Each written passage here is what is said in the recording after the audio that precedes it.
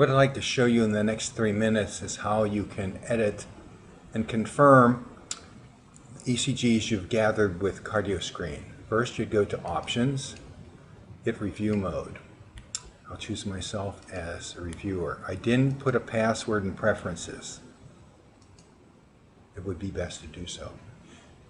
Here then becomes your patient list button appearing.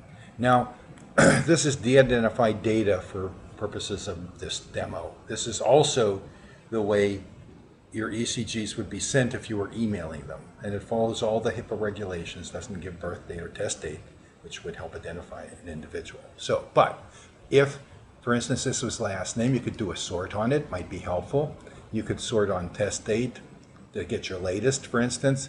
But most important, you can sort on status. Now, this means they've not been formally overread by the program. So, and this unconfirmed _A means the program has read these as abnormal, these three. So we may well change that in our edit, but let's go and start. We'll just start at the top here.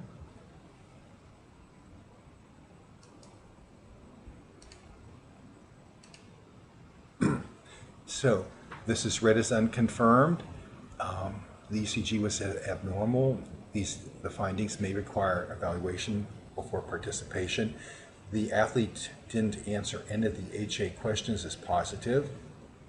Here's all the other measurements. Now, what we can do here is also look at the medians. You can see there's a question about QRS duration, but you see it's nicely measured here.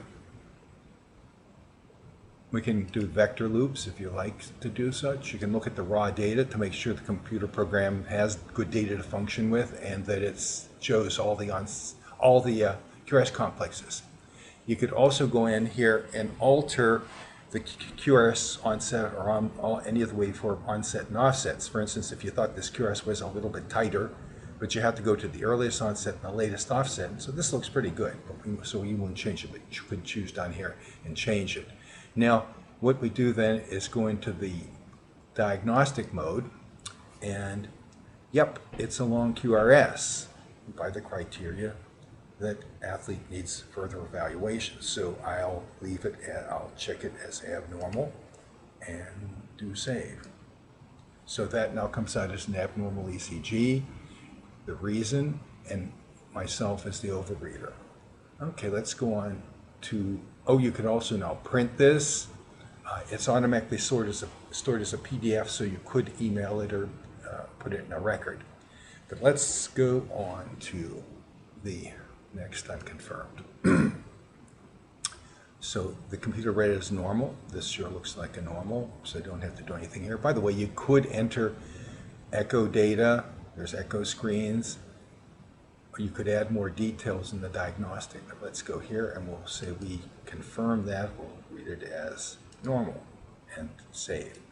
Now we have made a feature in Cardea Screen because most of your athletes are going to be normal. So instead of going through that screen, you could hit an F5 and it will automatically confirm the ECG for you, call it normal, and put yourself as a reviewer. So that certainly speeds things up.